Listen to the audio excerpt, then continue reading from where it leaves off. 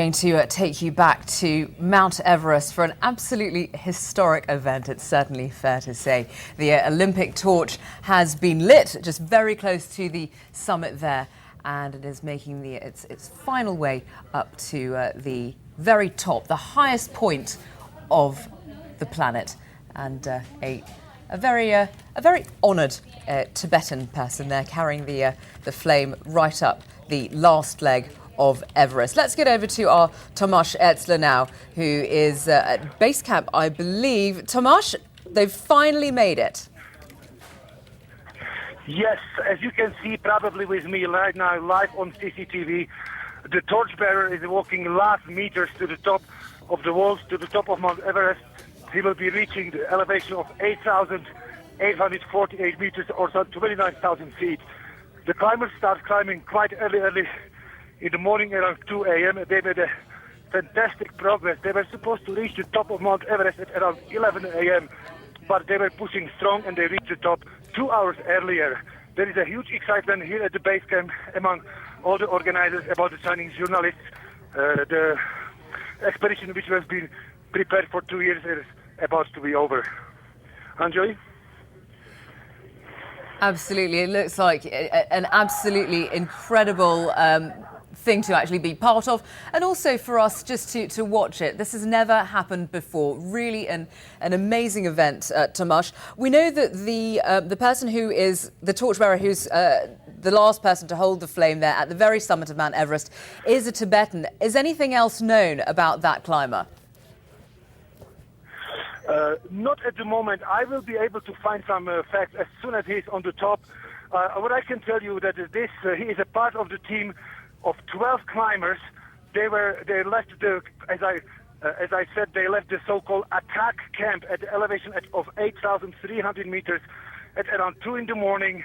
It was 12 climbers, and I don't know exactly yet how it was decided who will be the one carrying the torch to the top, but I'm sure I can report on that within a few hours. I will find those facts. So Tomasz, talk us through then exactly what we're seeing here, because in the last couple of minutes or so we've seen a rather quick succession of climbers lighting each other's torches. So is this the actual summit, or are we just near it? No, this is actual summit. It's what happened is the climbers carried the flame in a couple of lanterns, and they paused few meters from the top of Mount Everest and lit the torch with a special lighter they showed us here last week. And then with the lit torch, they were continuing to the summit. Of course, they had backup. They told us they will be taking several torches to the top.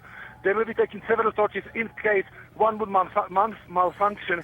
They would have some backup. Those torches are very specially prepared for this event.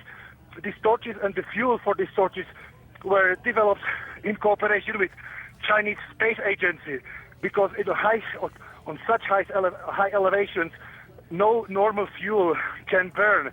It has to be a special fuel which would burn in such a lack of oxygen environment. So, but even in this case, they still took several torches just in case to have a backup. Tomasz, we're going to let you go for a minute so you can head off and get some more info for us. But what an absolutely great day. You know, not only to have the honour to be one of those climbers, to be holding the torch, also for China, who, you know, wanted this to be a real crowning moment for them. And certainly I think they'll be extremely pleased with the way that it's gone off. Also, it's great for us to just be watching it on our screens. We've never seen anything like this before. Yeah, I mean, you're seeing a picture from the highest point on the planet. It is very cool. It is amazing, isn't it? Yeah, absolutely. And some of them aren't wearing oxygen masks, which I find interesting. I guess maybe they've just torn it off for the occasion, but they'd have to be pretty hardy. Yeah, exactly. Very robust. Yeah, a historic picture, that. Yeah, absolutely. Well, let's bring in our Kevin Corriveau, because he's at the International Weather Centre for us. And Kevin, you know, earlier on today, Andrew and I were commenting that the weather up there on the rooftop of the world looked absolutely ideal. Blue skies, glittering sunlight, absolutely stunning. Now it's it looks like a lot of murk. And that's, what can you tell us? Well, that's the big problem when you get into mountainous terrains like this. Actually, mountains make their own climate. And it's very, very difficult to forecast. Of course, as you can see, the winds up there are very, very strong and gusty. So not only we talking about changing clouds, we're also talking about the temperature is extremely low. We're talking maybe -10, -15 degrees Celsius, with a wind chill that's maybe bringing it down to about -25 degrees Celsius in that area. And I'm really surprised. Like you said, they're not wearing face masks for the oxygen, but the wind chill, of course, frostbite is going to be a major problem. So I'm sure they'll get that equipment back on very, very quickly there. But yeah, the weather is definitely a factor in changing very quickly, so that's something they need to be watching. Yeah, and some people say the hardest part of this is actually getting off the top as well, so they've got plenty of work still ahead of them. But you are looking at an historic picture. On the roof of the world, the Olympic torch flames out across the Himalayas.